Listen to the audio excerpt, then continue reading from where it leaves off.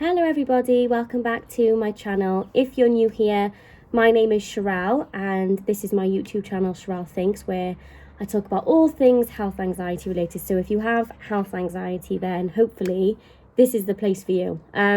So I want to do a video today and I really want to talk about night sweats. Something that I haven't actually spoken about yet, but it's something that really used to freak me out, like really badly.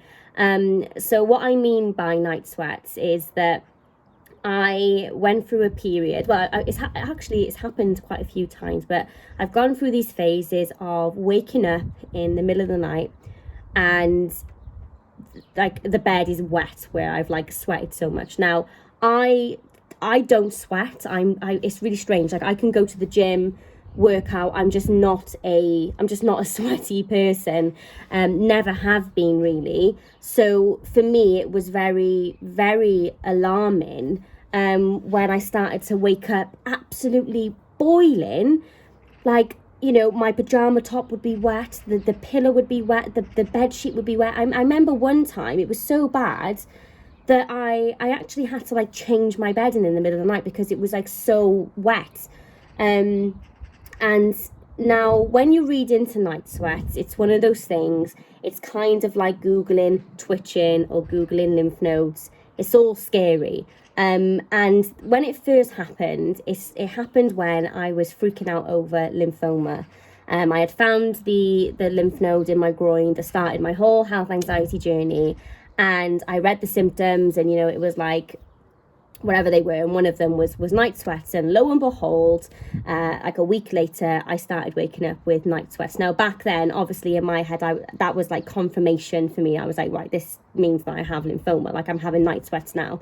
And that whole thing went on for like a couple of months, but it's happened since then. And you know, I know that some women can get night sweats you know, when they're going through their menstrual cycle at certain points around ovulation. Women obviously can get them during their menopause. But for me, I paid like quite close attention to them, and they were never really related to my menstrual cycle. It was just related to my anxiety. So I remember back last year, and it was when I was pregnant with my son, and I was going through loads of things. I had a few pregnancy complications, and I was like, my stress levels were through the roof. This was when I was like getting really like mentally unwell, and I was waking up like on fire all the time. And again, I was convinced that it was something really sinister. Google was just freaking me out. There wasn't a lot of good information when it came to night sweats. But interestingly, where I do these health anxiety sessions, where I speak to, you know, health anxiety sufferers, it's not uncommon. You know, I've spoken to loads of people that have been dealing with these night sweats, and unfortunately, for most people, it's when we're also kind of worried about something else as well. So we end up then thinking, right, okay, I've got this symptom and now I've got night sweats, so I must have cancer, or I must have this, or I must have that. Now, me just using my kind of logical brain, I mean, I haven't really extensively looked into why we get night sweats, but I imagine it's to do with a shift in our hormones, probably something to do with just the body being in this complete fight or flight mode.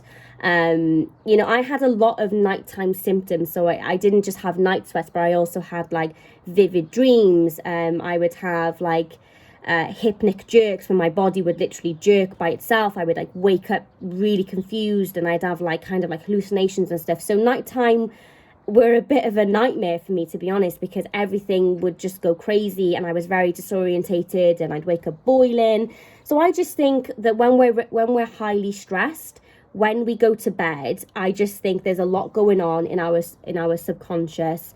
We can't really fully switch off, and I think the body is just going a bit haywire and it doesn't really know what's going on. I used to have strange like freezing cold sensations come over my body and tingling, and like my limbs would go numb. It was just absolutely insane. And so I had the nighttime sweats, but then I was also having these hot flushes throughout the day as well. And again, I think it's the way I kind of always perceived it was just sort of like a rush of adrenaline.